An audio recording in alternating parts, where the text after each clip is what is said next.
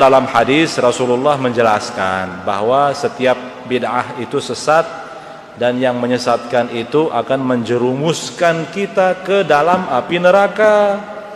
Tapi ulama menjelaskan siaran bid'ah ino ada dua macam. Ada bid'ah yang terpuji, ada bid'ah si tercela. Nah, bid'ah tercela inilah yang menjerumuskan kita ke dalam api neraka. Apa definisi dari bid'ah sesat, bid'ah tercela? Ini yang mau jelaskan ke pelunggu. Gampang. Bid'ah yang sesat, yang menjerumuskan ke dalam api neraka, pengertiannya adalah mengikat apa-apa terlepas ikatannya oleh Allah dan Rasulullah sallallahu alaihi wasallam, atau sebaliknya bid'ah sesat itu melepaskan apa-apa yang sudah diikat oleh Allah dan Rasulullah sallallahu alaihi wasallam. Dari pengertian ini Bapak Ibu, paham kita bahwa ibadah ino ada yang sifatnya terikat, ada juga ibadah yang tidak terikat. Apa contoh ibadah terikat Bapak Ibu? Contoh ibadah terikat itu sholat 5 waktu. Sholat fardu itu, sholat subuh ino 2 rakaat. Sholat maghrib berapa rakaat Bapak Ibu? 3 rakaat. Terikat jumlah rakaatnya. Misal ada di sini besok mau tes PNS misalnya, besok dia mau tes ini, selesai wudu,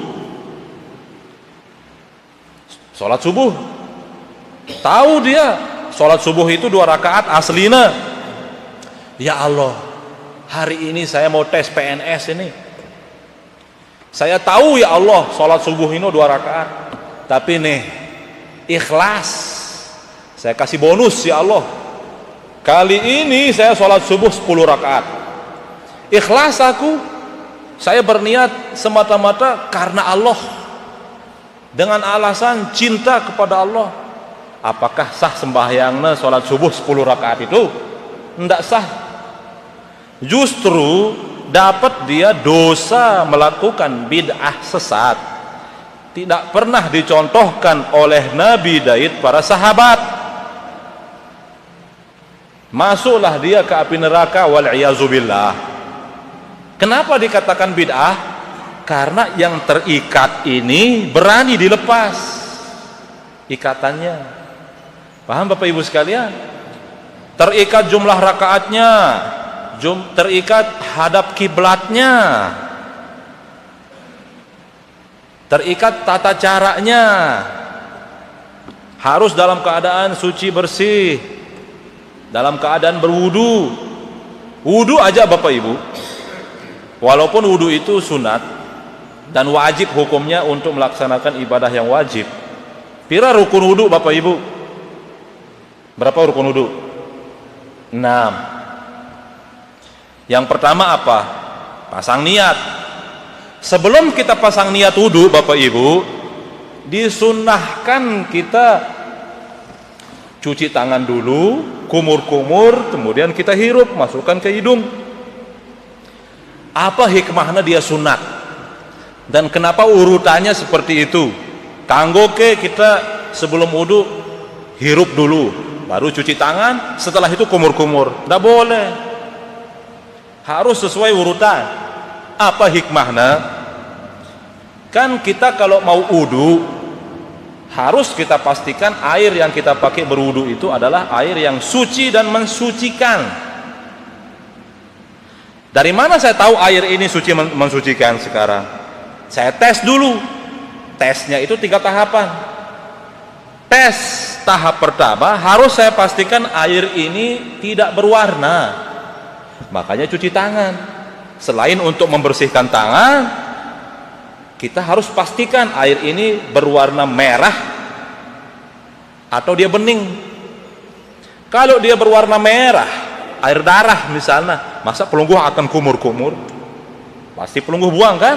Pasti dicari air yang lain, ambil lagi, tes dulu. Kalau dia tidak berwarna, berarti lulus tes tahap pertama. Setelah lulus tidak berwarna, masukkan ke mulut, berkumur-kumur. Hikmahnya apa? Selain untuk membersihkan mulut, selain untuk menghapus dosa yang disebabkan oleh mulut, dosa berbohong, dosa mencaci maki dan sebagainya, hikmah kita berkumur-kumur untuk ngetes air ini, apakah dia punya rasa atau tidak. Walaupun dia bening seperti ini, setelah itu kita kumur-kumur seperti ini. Sekalian saya minta izin minum.